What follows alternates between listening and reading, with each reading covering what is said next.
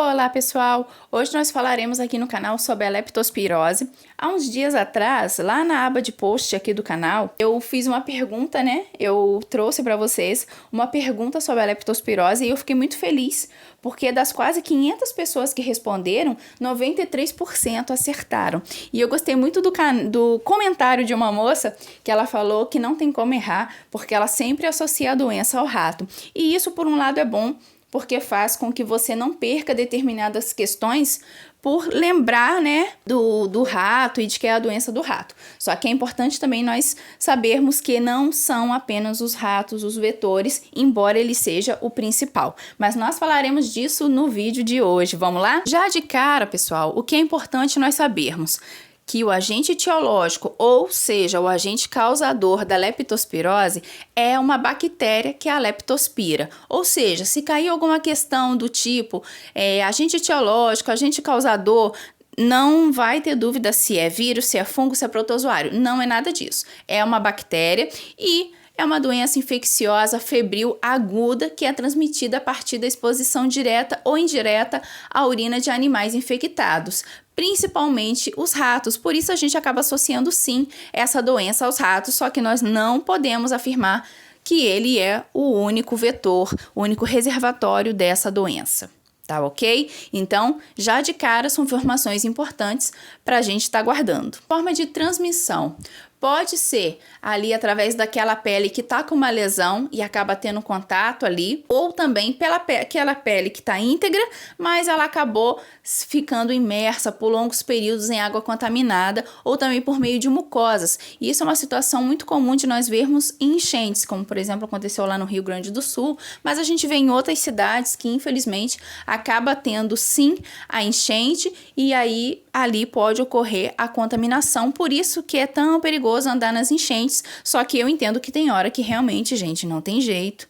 Às vezes você acaba voltando do trabalho e tá ali no meio daquela enchente, a sua casa entra água, então assim, é bem complicado.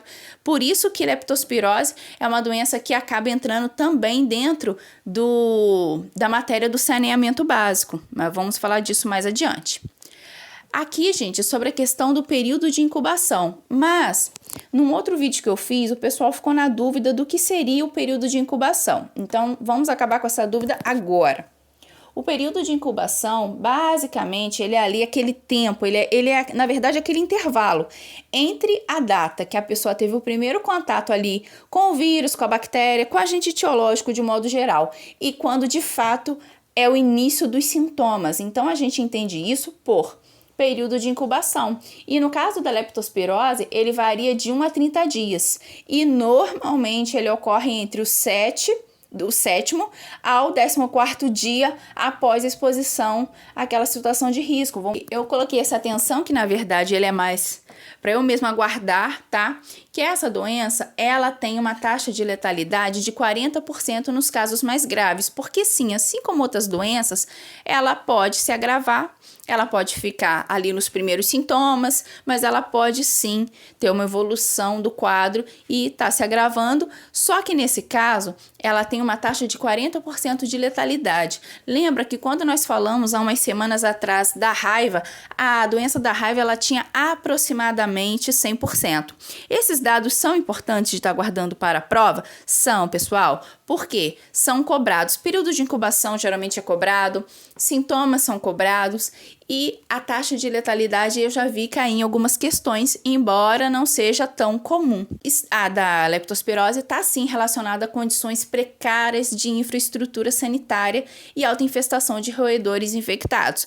Então, isso faz com que essa doença ela esteja sim diretamente relacionada ao falta do saneamento básico, ou seja, mesmo que na sua prova não tenha o tópico doenças, o que é muito raro, mas vamos supor que não tenha o tópico doenças, mas tenha saneamento básico, então obrigatoriamente você tem que ler sobre a leptospirose, porque a chance de cair na sua prova é bem grande. Os sintomas eu queria muita atenção de vocês, porque os sintomas da leptospirose, basicamente eles são divididos em duas fases, a fase precoce e a fase tardia. A fase precoce basicamente é febre, falta de apetite, dor muscular, principalmente na panturrilha, dor de cabeça, náuseas e vômitos. Só que aí, como eu falei, esse quadro ele pode se agravar. Então, na fase tardia, os sintomas já são diferenciados, o que, gente, não é tão diferente de outras doenças, como a dengue, como a própria raiva que a gente falou, que na fase dela mais severa tem até hidrofobia, a pessoa acaba tendo sintomas de hidrofobia. Só que aqui na leptospirose, didaticamente, eles falam em fase precoce e tardia. Então, para a sua prova, guarda dessa maneira, tenta assimilar a matéria desse jeito, porque pode ser que dentro da questão vai vir com essa diferença também.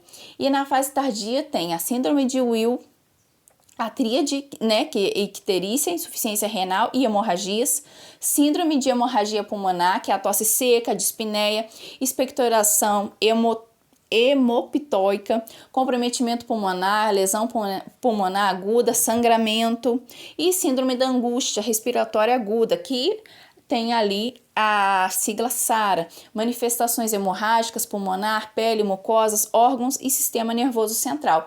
Então, nós notamos que são sintomas mais severos aqui na fase tardia. Então, tem essa separação de forma mais didática, é bom estar fazendo anotações.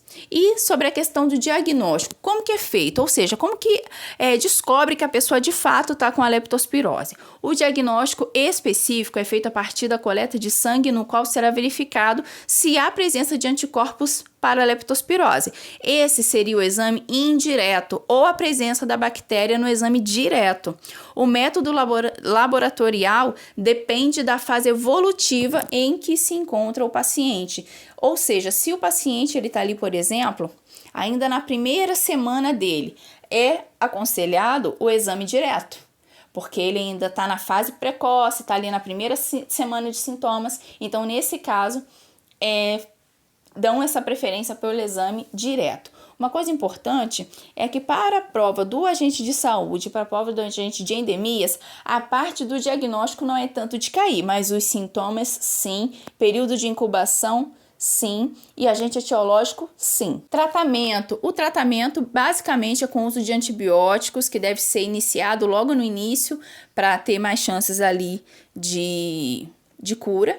Para os casos leves, o atendimento é ambulatorial, mas nos casos graves, se for necessário, sim, tem que ser hospitalizado imediatamente para evitar as complicações dessa doença e diminuir a letalidade, que, como nós falamos agora há pouco, é de 40%. Então, a leptospirose, gente, ela é uma doença bem grave, infelizmente bastante comum aqui no nosso país e ela pode sim cair dentro de prova. Então, o que eu vou fazer? Hoje vou lançar o vídeo ainda agora e na sexta-feira vou trazer as questões relacionadas à doença leptospirose, tá ok? Mais uma vez, gente, obrigada. Se puder, deixa um joinha no vídeo se ele te ajudou de alguma maneira e mais uma vez, bons estudos!